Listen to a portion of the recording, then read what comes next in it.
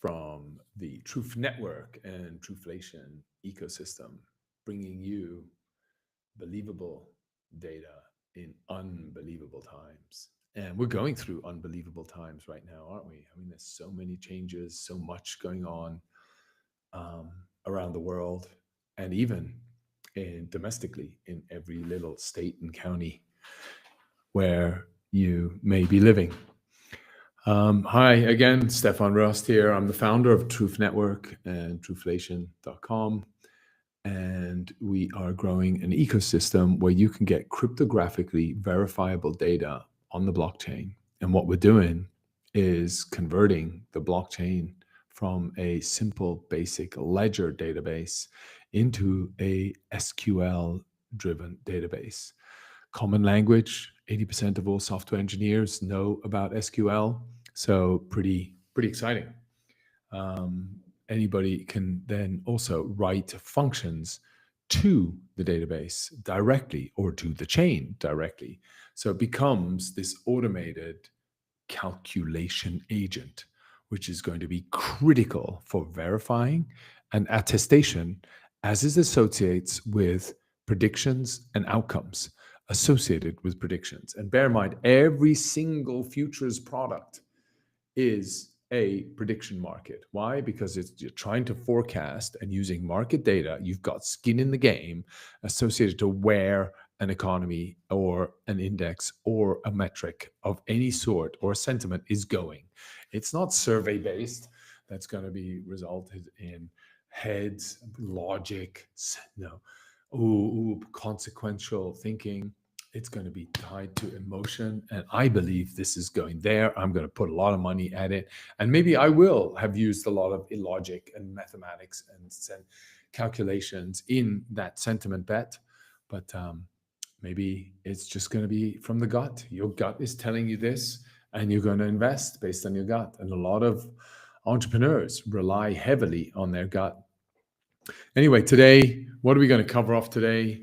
Obviously, inflation numbers came in on Tuesday morning. So we talked about that last. So there are definitely repercussions. They had the PPE come in, which is the producer price index, PPI, sorry. It come in also flat. So what does that tell you? The producers are the people that create the products that go to retail, which then is reflected on the shelves that you go to the store and you purchase. Those then have a price fluctuation. And so if the source of the producers and the pricing at the producer level to the retail level isn't going up, what does that likely tell you? It's likely telling us that the consumer price index isn't going to move that much, or that the retail outlets are not accepting price increases right now. Why? Because their customer base can't afford any more price increases. So that's really what's happening. And we also see signs that the economy needs more capital. And how does that happen? To grow, right? The whole premise is around growth.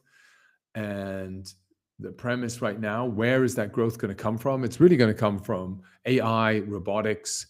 And so we might see something come out of that. Hey, GM, Tim Tekill, nice to see you. Thanks for joining. Yeah, so we've got, there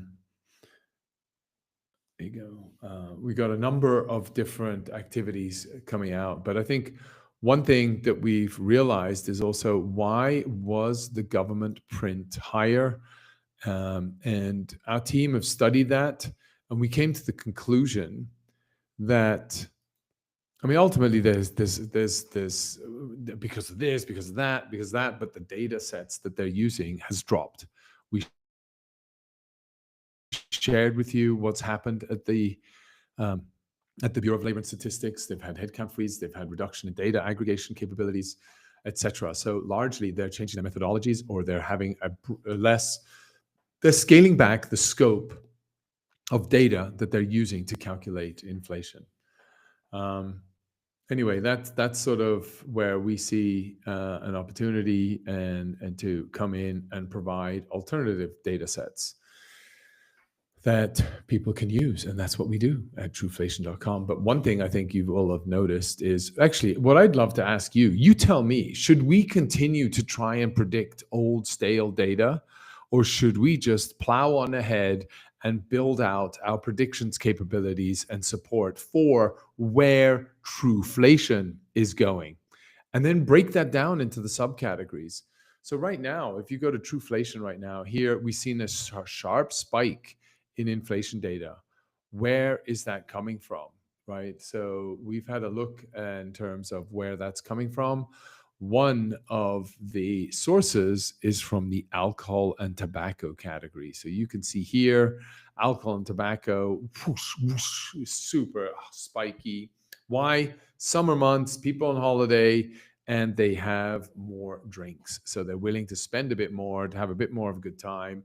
They're going to buy better wine, better tequila, as some of we've seen on certain videos.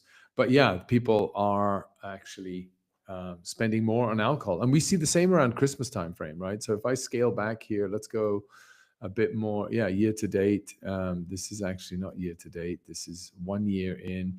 You can see just around the Christmas, early January, people have spent a lot of money. So there's a much higher price spike around that time frame, although it drops just before New Year's Eve. So people buy before the 12th of December, apparently, and then it drops again as people have already done their purchases. And then in January, maybe it's Chinese New Year, I don't know why, but it goes up again as well. But ultimately, we're seeing a rise here in alcohol. Is it alcohol or is it tobacco? Let's see here. Actually, we can see the breakdown. It's largely alcoholic beverages up, and tobacco's up too. Look at that. Tobacco's also up, but not as strong, but equally up. So people smoke more when they drink more. We know that, right? Any of you that smoked before? I used to smoke when I was, wow, man, long time ago. I loved my smoking, and then you'd find that you would smoke a lot more when you would drink. Today, I do sports every day. I'm the polar opposite of.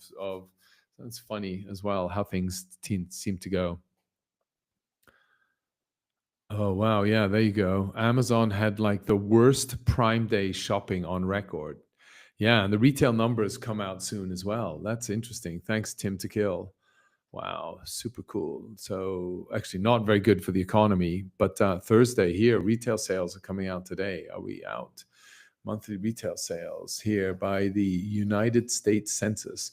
So we've been looking at all of these departments, right? We largely work with or counter an alternative to the Bureau of Labor and Statistics, who are responsible largely for inflation, consumer prices, as well as for the labor market in terms of the actual employment and unemployment data. And we know how bad both of those are. And that's why we've really focused on innovating in that category. We've also looked at other economic departments that are really relevant. One here, as you can see right here, monthly retail sale trade, you can see the United States Census Bureau. The other one that we've been looking at is the US Bureau of Economic Analysis. So they look at the economy as a whole. So they do GDP calculations, they look at trade, inbound, outbound, but they also look at personal income and outlays. So how much are you spending? What's the income? They look at economic accounts. You can see here investment positions, etc. So what is the investment of international parties into the US? And they're under, so the BEA is under the Department of Commerce. And that they have a huge task of tracking a lot of items, including GDP, right? So this is the one that you can look. They track GDP based on the state level, and you can see states that have high GDP growth. Florida North Carolina, South Carolina, Georgia, Alabama. Yeah, Arizona. No, Arkansas. Sorry, and then here you got Michigan, you got Pennsylvania. Yeah, so it's like Pittsburgh and Pennsylvania. You got where Utah is growing. Yeah, but then lots of other states are Montana, Wyoming. Wow, Nebraska -6, Idaho -6%. So yeah, not growing that strong. So it's not as though the whole U.S. is growing and benefiting from the growth. Even California is in negative GDP. So what does that mean? How do you stimulate the economy and change that? What tools are they using when they see this? What are the tracking elements? And how much of this data is being used when by the FOMC, who are the guys that define the interest rates and the interest rate numbers. So here you go down even on a county level. It's pretty granular in terms of how deep they go. Actually, on one state I want to look at, Texas is also declining. But if you go into Texas, what is it looking like?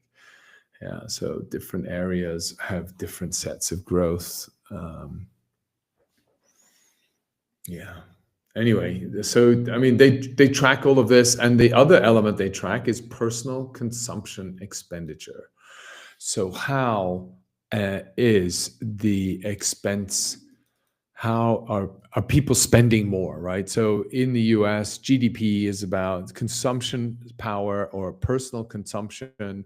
Consumer spending roughly represents about 70% of GDP, 60 to 70%.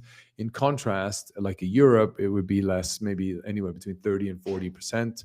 So a lot less, whereas in the US, it's a bigger component of the overall spend. And so, as a result, what is that PCE and how is the spending pattern? How much of that is going towards increases in costs? And so, we're trying to track that as well. And so, we're looking at all these different departments. But the other one that came out today, as we said, was the retail sales. So, if you go to Truflation.com, scroll down, economic calendar, you can see right here where about monthly retail sales.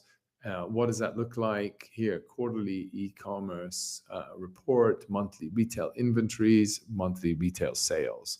So let's go into the retail sales. What happened? Because according to Tim to Kill, Amazon had like the worst Prime shopping day on record. Yeah, interesting.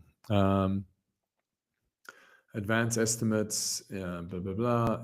Here we go. June was 720 billion versus in May, revised. Again, it's a revised number. So they always still go back and change the numbers.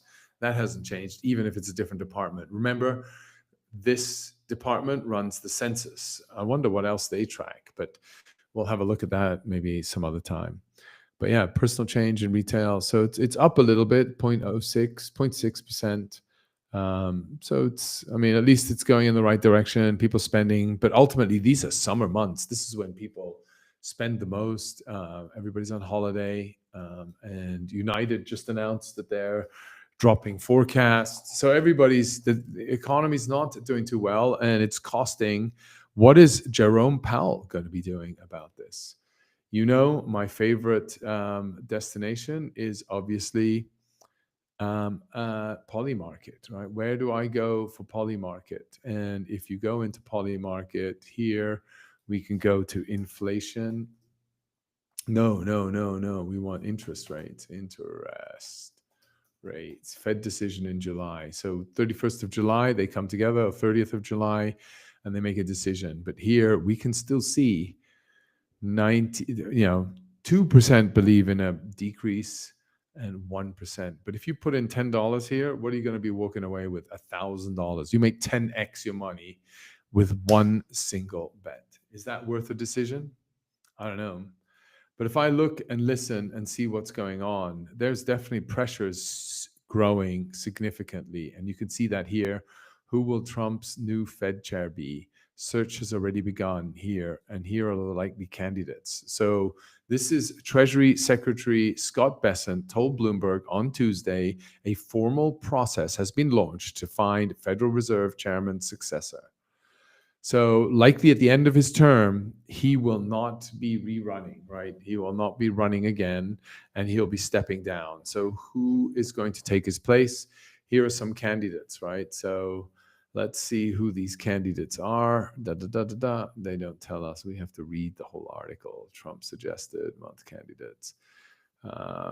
Considering 3 or 4 candidates. Among successors are Hassett, former federal governor, and Powell critic Kevin Warsh. So those are some. Dave Malpass, a former Trump administration official and ex-World Bank president. And then Fed Governor Christopher Waller, the Journal reported. So wouldn't it be great to have prediction markets around these and then have a further detail around what are their track records and how can we forecast and be able to predict, is it likely that David Malpass, Christopher Waller, Kevin Warsh, or Hassett which of those 4 will be elected? Why and which of those 4 are more likely to actually drop interest rates? Which one of those candidates are going to be better at operating in the nation's best interest? Which one of those are going to actually help accelerate the growth in the economy, etc., right? Which one of those has a better track record in managing inflation or having dealt with inflation in their home state or wherever it might be? All of those we should be able to bet on, right? Very much like you can bet on how individual athletes are feeling. Will they have a flu? Will they turn up? Will they be good? So all of a sudden, we can start predicting and having a greater influence with our wallets in terms of who should be replacing Jerome Powell versus in a cloaky room deciding who they like to be the best. And by the way, if a lot of money is riding on any of these single individuals, is that a reflection of the public desire and will result in an outcome? So the decision will be based on how much money is riding with each individual's, and then that individual will be chosen. Is that a good way to do it? Or is there a better way to run elections of new candidates? But yeah, that is what's the skin in the game. But we all know, we see there's a prediction out there. Jerome Powell out as a Fed in January 2025. I don't know. I mean, you can bet on that. I would say no, and I would put $10 on a no, and you'll earn $2.50. So that's pretty good. You can do that closer to the time. They might have an order book here. Yeah, so it might change. But I think if you put that in now, you're pretty likely, but you'll have to wait. You'll have your funds locked up till the December 31st, and you will get $2.50 in the event that he does leave before 2025, which somehow 20% of the people still think that he will step down before that time frame. Oh, you can actually choose the time frame here. Look at that. Oh, even awesome. So here, August 31st. So let's say I want a decision by August 31st after the summer break. Wow. Actually, yes. No. If I do no, you win $1. So yeah, by the end of in 1.5 months, you can make $1. So you can make 10% on your money. Multiplied by 12, that's 12% interest. That's more than the 5-year or 10-year bond yield. So take that. That's double that. Is that riskier bet? I don't know. I'd say that risk is pretty low. But I'll leave that up to you. Do your research. I just want to share with you how we go about, or how I personally go about doing some of my research and insights around what's going on. And so again, we've looked at that. You've got other markets out there. I'm sure they'll all have it as well. Yeah, we have an interesting day today, really around some of the crypto acts that have been passed. There are three acts. There's the Clarity Act, there's the CBDC Act, and then there's the Genius Act. I'm not quite sure what the Clarity Act does, but it allows for all businesses to move away onto crypto assets. Yeah, the Clarity Act aims to establish a comprehensive regulatory framework to digital assets in the US, clarifying the roles between CEC, SEC, and CFTC overseeing these markets. So yeah, let's see where that comes out. But they're deciding today. So that's we thought they were going to decide yesterday, and ETH went ballistic for that. So let's see where that goes. What do the prediction markets say around Ethereum? Let's have a look. And can we bet on Ethereum? ETH. You can bet here. What price will ETH hit in 2025? Yeah, so there you can go buy January 1, 2026. Will it hit 10,000? Some people are betting on that. What is that? If you put 20 bucks on that, you'll earn 333. I think your odds of interest, I mean, these odds compared, what do you think? These odds compared to, where are my other odds? So here, let's look at these odds on Ethereum. It's $10, pays you out $166. Will Ethereum hit $10,000 by the end of the year, right? So January 1. Actually, no, by August. Okay, so I don't even, that's never going to happen. 12 a.m. January 1. So let's say there's a 5% chance. Let's say yes, I put $10 onto that. I earn only 166, right? And so if you think about it, the interest rates, what's the chance of interest rates dropping?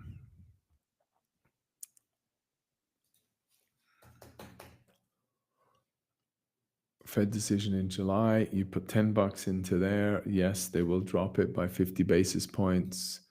You're going to put $10 into there. You walk away with $1,000. So that's 10x. That seems like a definitely higher risk, but compared, so if you look here, you look at this $10 to 1,000 versus $10 to 166. I don't know. I think that would be better.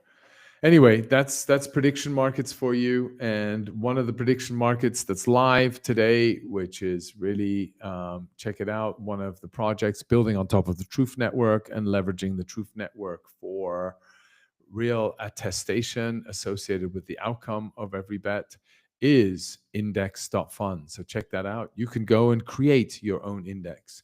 Not quite today, that's coming soon.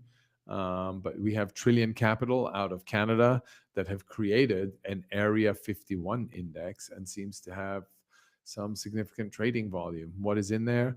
Planet Labs, Black Sky Technology, Momentous, Intuitive Machines, Spire Global, Redwire, Rocket Labs, RKLB. There you go. That's one of Raoul Pal's favorites. Big Bear AI, Logic. So there you go. It seems to be more space-oriented index. Do you like that? Check that out. If you're into space, you can now predict a lot of space boom. We've been going up lately. Pretty interesting. Lots of upward movement. So maybe it's worthwhile a bet here. Let's put in $5. What does that pay you out? In yes. To win 1x, you get $6 if you put in $5. Maybe if I put in $20, $10, I get an 11, $16. So yeah, I think they're still working on their order book there, but that will come. So watch out for that. Yeah, so that's it. I think the other thing I wanted to share, and we talked about last Tuesday, was the sign that what's going on, right? We've seen a huge swing in treasuries. We talked about that last time. All these Bitcoin treasuries, Ethereum treasuries popping up, and Ethereum actually being the platform for DeFi. And so one of the things that happens a lot in crypto is we see this pyramid that happens all the time. So you can see money flows into Bitcoin first and then goes into Ethereum. Money flows into Ethereum, but it struggles to keep up with the Bitcoin. Ethereum overlaps, goes back and forth, and Bitcoin starts outperforming it. What I don't know, here we go into Ethereum, it then trickles down. So all the money flows from Bitcoin gains into Ethereum. Ethereum then people start talking about flippening, the dominance comes down, and we're seeing the Bitcoin dominance drop. Bitcoin dominance, right? So as that Bitcoin dominance drops, what does that mean? You can see here, it's coming down. It's been coming down, up and down just lately. Let's just see the last 30 days. You can see it's dropping slightly, slightly, coming down from like a 64% now to 61%. All the meanwhile, you see Ethereum growing from a 9.7 to a 10.7. And then XRP has been growing quite a lot too. So those are three that have really started tapping away at the Bitcoin dominance. What does that mean again? That means to highlight, sorry, here you can see the Bitcoin dominance chart. That's over here. Just go Bitcoin dominance on CoinMarketCap, and then you can see that. But coming back to the slide that we were talking about, this is how the flow of profits move across crypto land in historical terms. It moves into Ethereum, then it moves into large caps, and then it moves into alt season, which are emerging builders in the crypto land. And then it sort of moves back up the chain, could actually then go into stable coins. How this season, I'd say, though, is slightly different because we've seen a whole new entrance. We're seeing a whole new influx of liquidity. We're seeing new growth in terms of new players coming in, especially significant players with significant amount of monies, such as the Genius Act will drive a whole new slew of stablecoin issuers. And we saw that Bank of America, Bank of America announced that Wells Fargo announced, I can't remember who, was it Wells Fargo? Announces stablecoin. Anyway, yeah, so you can have a look there. Wells Fargo trial dollar-pegged stablecoin, right? So they're going to do that. So Wells Fargo announced it. Bank of America announced it. Yeah, so it's like here, some big US banks plan to establish. We've talked about this a lot of times, but here you can see, yeah, some big US banks plan to launch stablecoins, expected crypto-friendly regulations, which is about to happen today or tomorrow. According to Trump, it's going to happen today. Let's see if that actually does happen. It was supposed to pass yesterday, and that's why we saw a surge in Ethereum. Why? Because a lot of these stablecoins are going to be launched on the Ethereum platform. Why? Because all the DeFi, it's been battle tested, it's been stress tested, and a lot of the yields and DeFi products are available on the Ethereum blockchain. And I don't think they're ready to go onto Solana or Sui, because ultimately where a lot of these institutions are about 5 years behind where we are in crypto, if you've been living in crypto land. And if you're new to crypto, they're still only now beginning to look at Ethereum as an alternative asset and maybe XRP. And we will see where that goes and how they will evolve. But yeah, after looking at that, one of the things that I thought was put together well was Justin Bonds, who is a super smart analyst. He's talked about here what's going on. He walks through the process of everything, a breakdown of top chains preparing for the incoming alt season. So remember that pyramid I told you goes to Ethereum, goes to large caps, goes to alt season. So here he talks about get ready, prepare for the upcoming. ETH is a highly decentralized but lacks scalability and speed. XRP is extremely centralized without programmability and has mediocre scalability and speed. The only thing speaking for XRP is the fact that they are working very closely with FedNow, which is the remittance system that is used by the banks, and SWIFT, which is another settlement system used by the banks. And those those transmit quadrillions in volume, right? So it's just, and there's no competitor to them. Is the XRP platform the first competitor in the market? And I think that's what a lot of people are betting on, and that's why their token has done really well.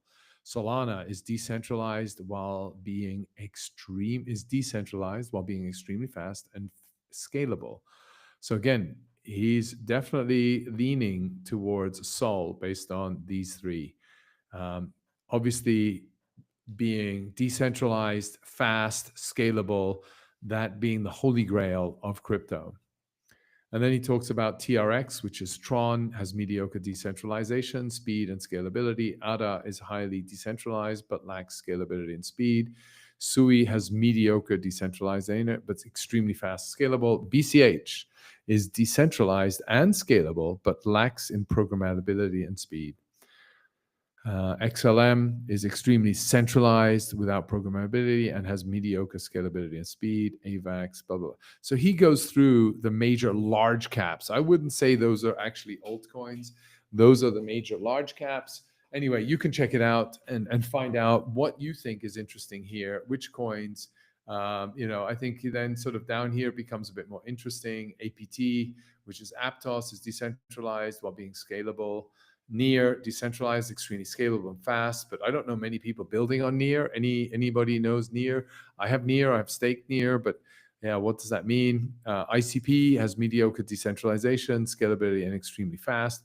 CAS, decentralized but lacks programmability. So a lot of these tokens, if you are in crypto land or looking to learn about crypto land, this is, you're going to need to read up about these because these are household names that people swing around a lot and you hear a lot of. So just take a look at that. Permission, centralized, and so then he breaks down his criteria: scalability, permissioned, speed. How does he justify that, and puts it into three simple buckets? So it's pretty easy. And here you can listen to his podcast. So I recommend, if you are learning to come into crypto, want to know more beyond just Bitcoin and Ethereum, read that post. Hope that helps you and allows and finds a good entrance for you. I think what we've been looking at, sort of where are some of the opportunities. We've been talking about struggling economies around the world, debt growing. I think we've never reached these debt levels. 120, 130% of GDP in most countries. And it's only ever growing. And so here you can see first time finance ministers are beginning, and prime ministers. I don't know what Macron and this guy, I don't know how they work together. If you're French, let me know. Maybe you have better insights. Would love to learn how it works in France between the prime minister and the president. But anyway, François Bayrou on Tuesday unveiled a sweeping austerity plan, right? So he wants to eliminate 2 public holidays as part of a 43.8 billion budget squeeze aimed at reining in the country's spiraling debt crisis.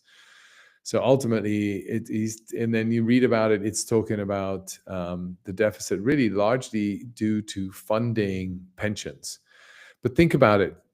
People have had their salaries, you pay a certain proportion towards pension. Your employer pays a certain proportion towards pension. That pension or those funds are managed by financial institutions to drive a yield. And that yield is there to be rewarded and paid out at a specific schedule so they can still earn yield on it after you retire. And now what they're saying, whoops, we don't have the money anymore. We want to stall your payments. We're going to cut your holidays so more people can pay in, and actually we can pay out the pensions, right? So plans to extend holiday include freezing pensions at 2025 level. Does that also mean pension contributions? Capping welfare and health spending and eliminating 1 in 3 civil service positions through attrition. That's pretty interesting. Elimination of 3 civil service positions through attrition. How much longer is he going to be in the office? Well, I guess he's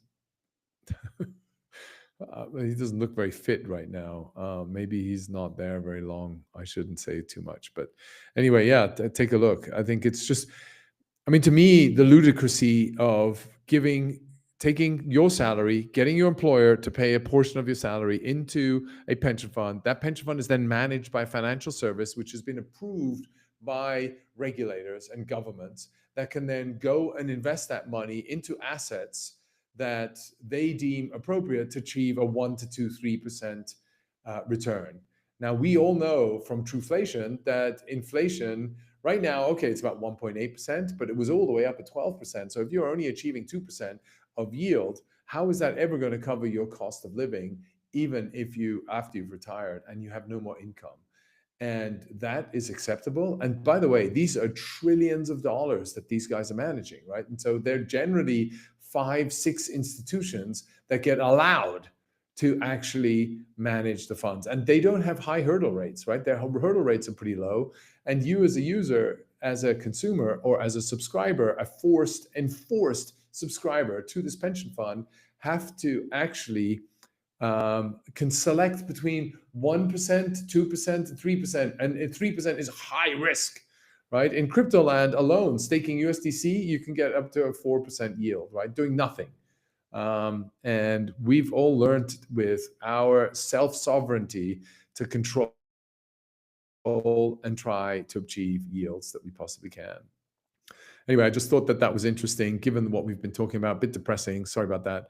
But the other thing that government's doing, which are really weird, how many of you subscribe to services and you don't even realize? You look at the credit card bill, how the hell do I cancel that? Can I cancel that? If I cancel that, what are the consequences of that? Do I lose all my data or whatever? And you don't even know. You can't even cancel. It's super hard to find the cancel button. And so here, a court, again, lawyers block FTC, which is the Federal Trade Commission, click to cancel rule days before launch. So they were about to launch a click to cancel. So you could just as easy as you sign up, you can cancel that subscription, which I think is fair, right? I mean, it's your money, your credit card. Shouldn't you be able to join and cancel as quickly as have that same reciprocal experience?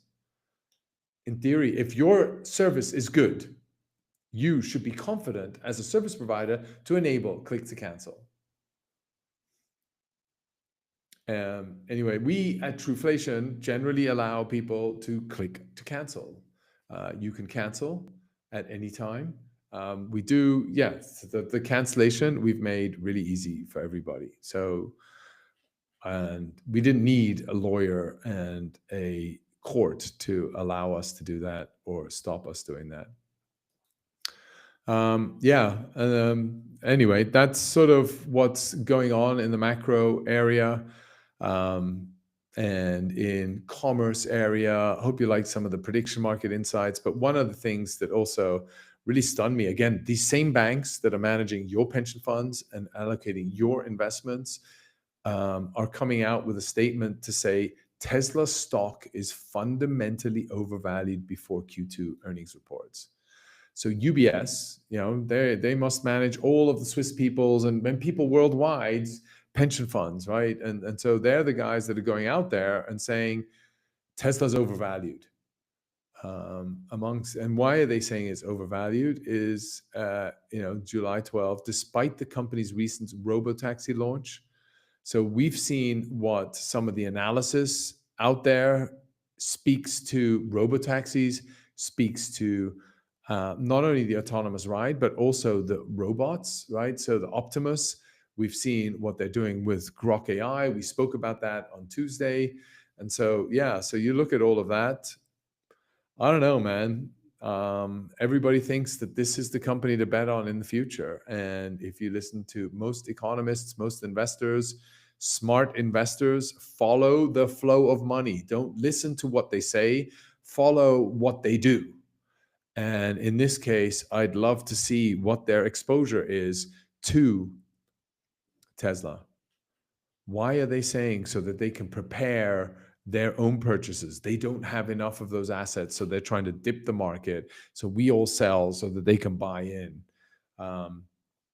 which to me is just amazing. And it's also amazing to learn how many people just trust their wealth managers or their banking institutions. Blind trust, just like, oh, have they given you the green light? Are you, they love that security. They're happy with 2-3% yield. That's all they're happy with. But that's okay if you're in the billions of dollars range. If you're in Jeff Bezos capital range, then 2% a year annual return, that's perfect. That's enough for you to buy your famous yacht, spend a lot of money on weddings in Venice, etc. But yeah, you need to get to that point, and then you need to be able to work with 2%, and then they can be super conservative around that. But if we're trying to grow wealth, we're trying to accumulate assets, grow our portfolio, be able to have sufficient, buy ourselves some time, right? So if you grow wealth, it buys you time in terms of freedom, maybe a little bit, but it doesn't buy you happiness, but it buys you a bit of time that allows you to pursue your happiness if that's possible. Anyway, so I think those are things to look out for. But yeah, that stood out to me this morning when I was going through my news feeds. Anyway, hope you enjoyed this. A bit broader in context. We'll try to cover off prediction markets. We try to cover off a bit of what's going on in crypto land around regulation, the crypto bill, and stablecoins. We've always talked about those coming into the market, but then also how to invest in crypto, where to move up and down and across the value chain, as we talked about. Hope you found that interesting. Yeah, hit the like buttons. Please subscribe to these. We're going to change the flow a little bit, where we're going to have maybe a different cadence. So we're going to go away. We're going to study how we can better optimize the show for you. We want to do deeper quality, so better quality, more concise content, and build out a framework so that we can deliver better content to save you time and allow you to, get the best experience and learnings. What would you like to learn from this AMA? What's going on in our community? That was the general purpose of it. We address a lot of your questions that you have, but also give you insights in terms of how you can take advantage of the market. Or maybe we just go into Truflation and share with you what's going on at Truflation and the Truth Network and across the whole ecosystem. Thanks for now. Have a great weekend, and we'll see you again on Tuesday. And buckle up. It's going to be an exciting ride. It's going to be fun. It's going to be fast, and it's going to be furious. So FFF. But it's also going to be rough, raw, and real. 3 R's. So enjoy that. Have a great weekend, and see you on the other side, guys. Thanks.